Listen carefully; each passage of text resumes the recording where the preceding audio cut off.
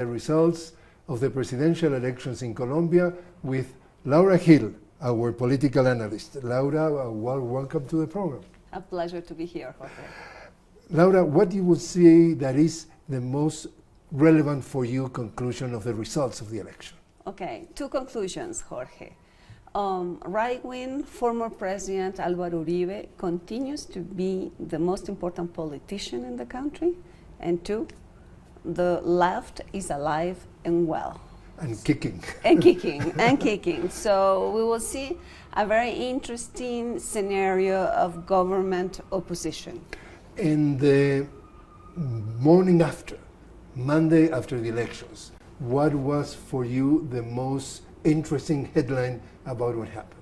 Okay, that was the president-elect, Iván Duque, saying, I will dedicate all my energies to unite the country.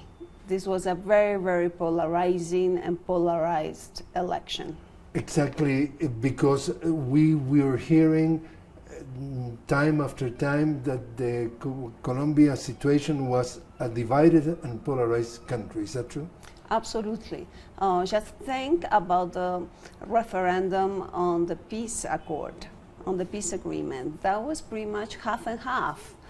Those against the peace agreement won by a very, very small margin. So we were, we were facing a very divided country, a very divided electorate. What do you have to say about that? In reality, the one who won the election was Álvaro Uribe and not Iván Duque. And also another thing that we hear repeatedly is that Iván Duque is a puppet of Álvaro Uribe. Okay, Iván Duque is a very young senator, 44 years old, and he is well known for his very centrist views, and because he was basically promoted by former President Uribe, he had to adopt a very conservative political platform. So he received in his coalition people who represent the most retrograde views in the country, the most anachronical views, the most conservative views. So the big question right now is, what is he going to do? Is he going to become himself a very moderate and centrist man, the man he's known for? I mean, that's what people talk about. I haven't, Jorge, the time, during the whole period of the election, of the electoral campaign, I never heard anyone speaking badly of Iván Duque. Never. People spoke very well of him, moderate, tolerant, open to other views. However, the campaign was directed against Álvaro Uribe. And Sergio Fajardo was, as a presidential candidate, was the one who ended up in third place. He got about 4.5 million votes. And the difference between the first and second round was about 5 million votes. And the thing is he a key factor in the results of the election, or don't you think that he has anything to do in the way the election was decided? I think his electorate was basically more right-leaning than left-leaning, and I think that's why Duque won, because he had 4.5 million votes. Perhaps we should explain that in the first round, we had two winners, the far right and the far left. So there was a huge part of the electorate that felt that neither one of them represented them. So what happened was that there was a huge discussion here about the blank vote. What are we going to do? Are we going to go to vote, or are we going to vote in blank votes? Are we going to deposit a blank vote? Precisely. So, and Sergio Fajardo was saying, one of the promoters of the blank vote, and the blank vote disappeared. People actually chose one side or the other. Blank vote was less than 5% of. So what do you think that could be, is in terms of political future, is Sergio Fajardo, have you seen him as doing something during the next 4 years in terms of the government of Iván Duque? I don't know, Jorge. In Colombia, everyone resuscitates. You think you have political corpses and then they resuscitate. Here in Colombia, there was a lot of criticism towards Fajardo because during the most complicated days of the electoral campaign, he chose to go seeing. So he was somewhere in an ocean. He was not, no one could reach him. And the country here was going through a very, very agitated period, trying to decide. And well, in the case of Gustavo Petro, he acknowledged the triumph, the victory of Iván Duque publicly the night when we got the results. And then in Twitter he said, well, I was not elected president, not as of now. Yes. Is that the idea that do you believe that he has chances to become the president? Absolutely. I think he's thinking of 2022. I think right now his challenge is to have winners in the regional elections coming up in 2019. But his largest challenge, perhaps the most difficult one, is to be able to keep this coalition together. Because what happened was then when we had one in the left and one in the right, and with such differentiated proposals, we had two very clear coalitions. So the question is now is for Duque, how is he going to control the farthest to the right in his coalition? And for Petro, how is he going to keep that coalition united during 4 years of opposition? 4 years is a long time, and he needs to be able to keep this together. And he said, precisely, he said, I'm going to become the leader of the opposition in the Senate. So, quick question, what do you think that he's going to, how is he going to act? And if the opposition divided in his leftist side, if you want, wing, and also the center represented by the Green Party are going to work together. Recognize, to acknowledge that leadership. I think he has to be very savvy about this. I think what he needs to do is to be able to recognize that this is built around collective leaderships, that the 8 million votes he got were the result of a collective work. So I think he can be the leader if he recognizes that there are other leaderships there and that the opposition will take different colors. And in the case of Iván Duque, what about the challenges? What would you say that are the largest challenges that are awaiting him? For me, he has a very divided country, and I think that we are on the verge of a regress on rights. I mean, we're talking about rights. We're not talking about economic like policy, human rights. We're talking about human rights, basic human rights. He has some leaders of the opposition who are very critical of LGBT rights, gay rights, and I think that's going to be a huge divisive issue. I think we're going to have a lot of we're going to lose a lot in terms of policy for equality in rural areas. I think the peace agreement is at risk, and that was a landmark of the platform he proposed.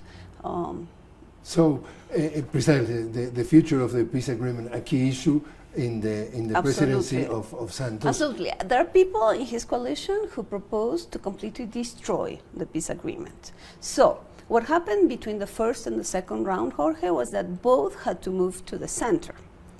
Both candidates. So they both softened their speeches and the positions and their attitudes. The question is how real that was.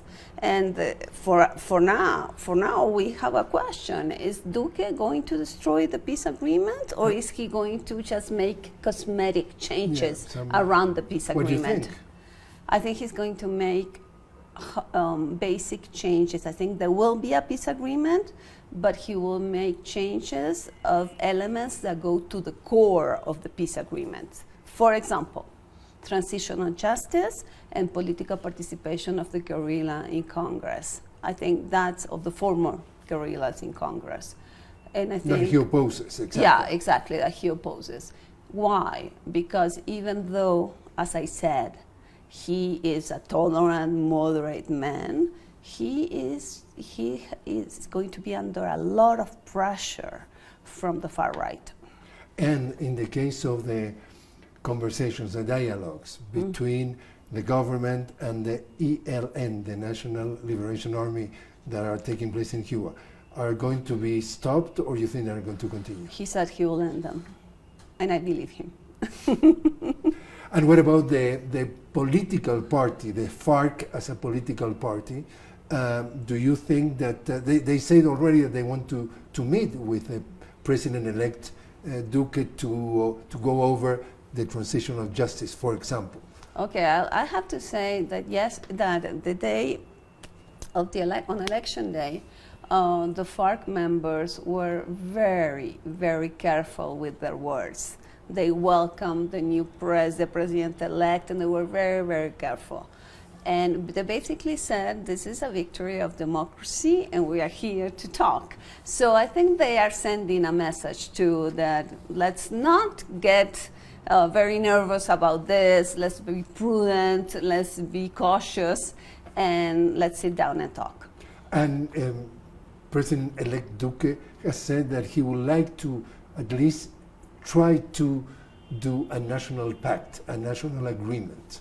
How difficult is it going to be? It is going to be fairly difficult, I think, basically because we still don't know what the national pact is about. When he says, I want to unite the country, that's great. That's a good message. It's a message. But the question is how? Does that mean that there will be no dissent, that he wants no dissent in the country? Obviously there's going to be dissent because the opposition got 8 million votes. Yeah, 40% of the votes. Exactly. So there's going to be dissent. So the question is, are we able to agree on some fundamentals or not? And he has to say what he wants to talk about. What about the traditional political parties in the country? We're talking conservatives and liberal. Where are they after the election? Dead. Gone with the wind. I think they're the losers in this election. I think the message people sent is that on the left, we want new faces, we want alternative forces, and on the right, I think Uribe is the winner against these traditional parties because those traditional parties, conservative and liberal, were on the sidelines of the election. No one talked to them. No, it didn't matter what they said. Something that was pretty difficult to understand was the former president, Cesar Gaviria, was leading the Liberal Party, and before he was extremely tough criticizing Álvaro Uribe. On the second round, in the runoff, suddenly, Cesar Gaviria is backing Iván Duque.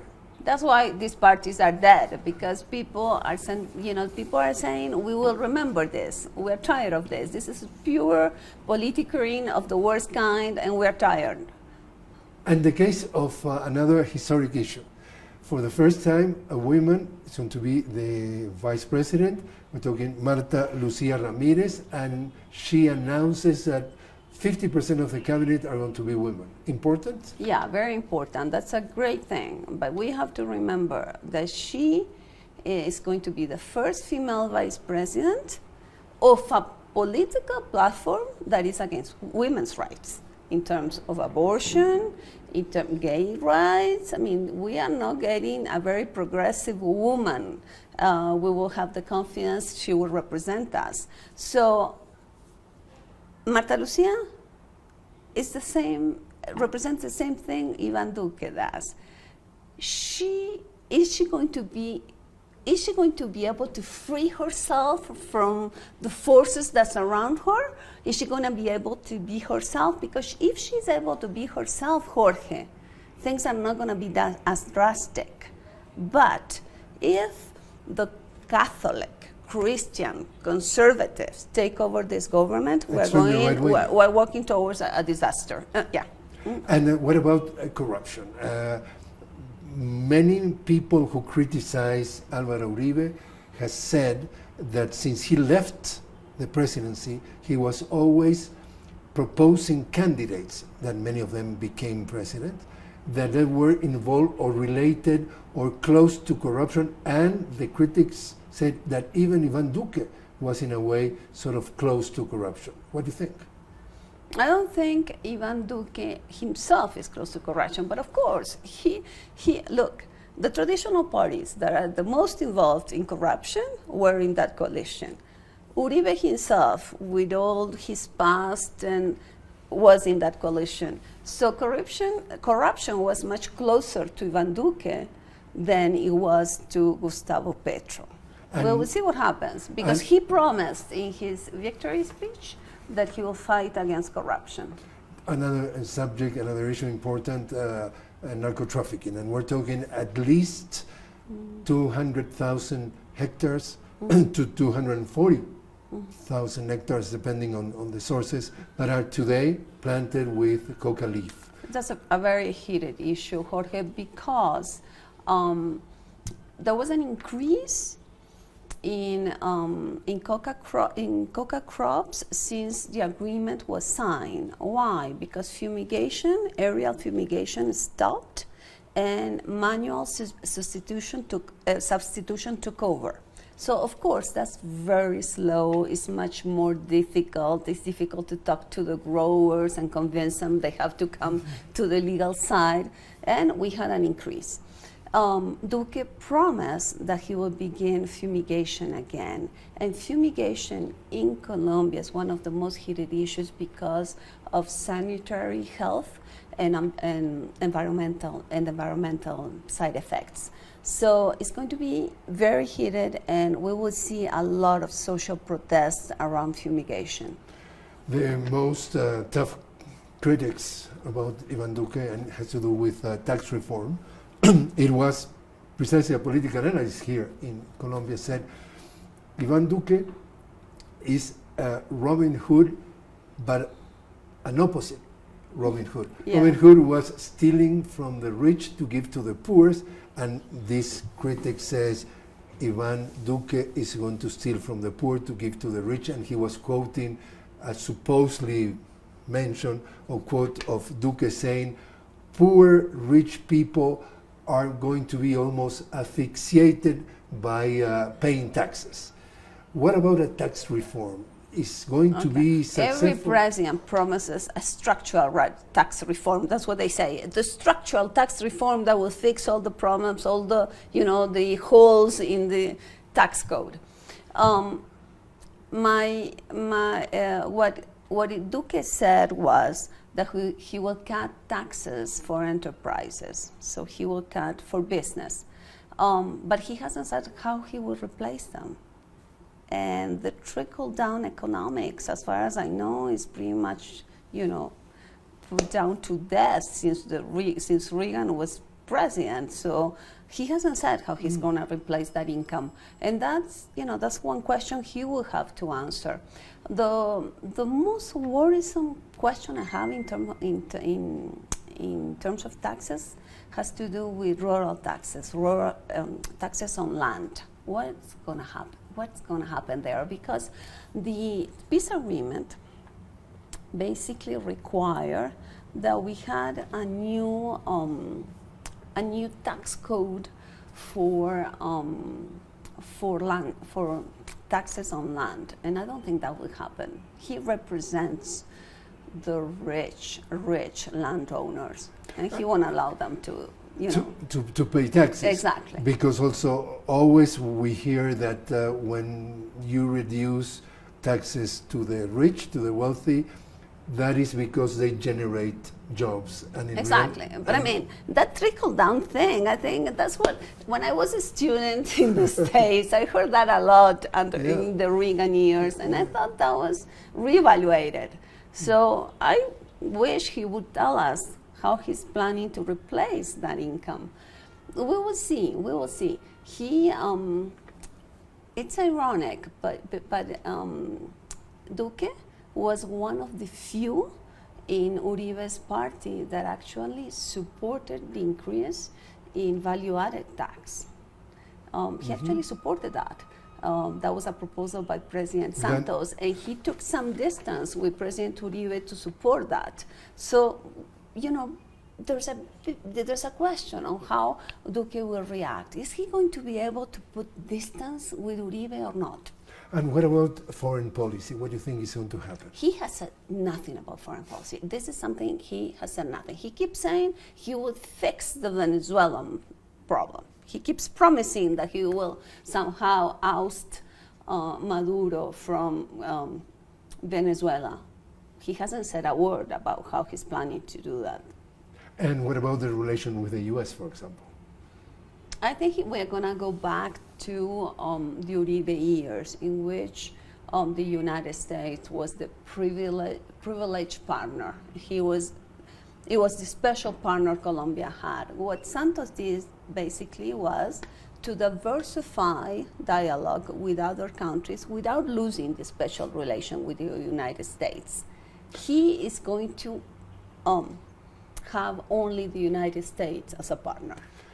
It's difficult for who... I'm sorry, and you know why why he's only going to have the United States as a partner? No. Because all other countries support the peace agreement, and all other countries, especially European countries, are very, very worried about the changes he might do to the peace agreement.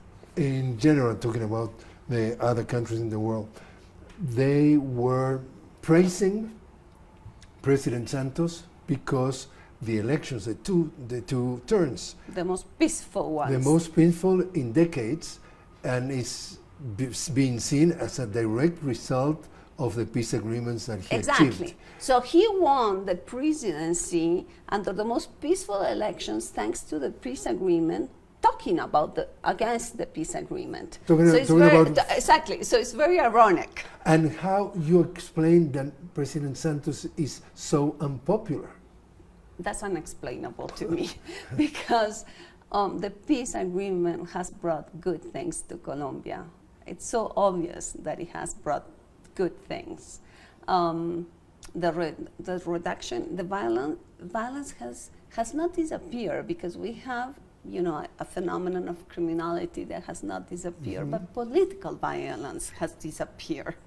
And that's, in a democracy, that's a condition sine qua non to not to have political violence. So I can't explain why Santos is so popular outside the country and so unpopular within the country. So probably the history is going to put him in the right place? Probably, but we'll have to wait a long time. And actually, I'm sort of sorry for him, because I feel that we are ungrateful. And what about the impact that these results could have in the political map of Latin America? Well, I think the political map of Latin America is moving towards the right. And here in Colombia, I think it's quite the opposite. For the first time, a leftist candidate was able to, you know, to pass to the second round. And actually the left right now has a chance to become a government in 4 years. It has a chance to become a government in regional elections. So I think this is also due to the peace agreement. Because why? Because leftist candidates in Colombia before were killed. Actually, a friend of mine was saying this is the first time a leftist candidate is not killed. And many people read also that there are many people who voted because for the first time they were living in areas where they could vote. They could vote because the guerrilla was controlling that. So it's also a turning point in that sense. Exactly. So, you know, Latin America is moving to the right again, and I think for the first time Colombia may actually, even though the right wing won the election, Colombia is actually allowing the left to speak for itself. In a way, it was a victory of democracy? Yes, not in a way. It was a victory of democracy. I think right now there are large challenges for all of us, for the leaders of the opposition, for the leaders in government, and also for us Colombians, because right now we have to be responsible. Those who are going to choose the opposition have to do constructive and responsible opposition. and the government has to listen to other voices too. Laura Gil, thanks very much for joining us. Thanks to you.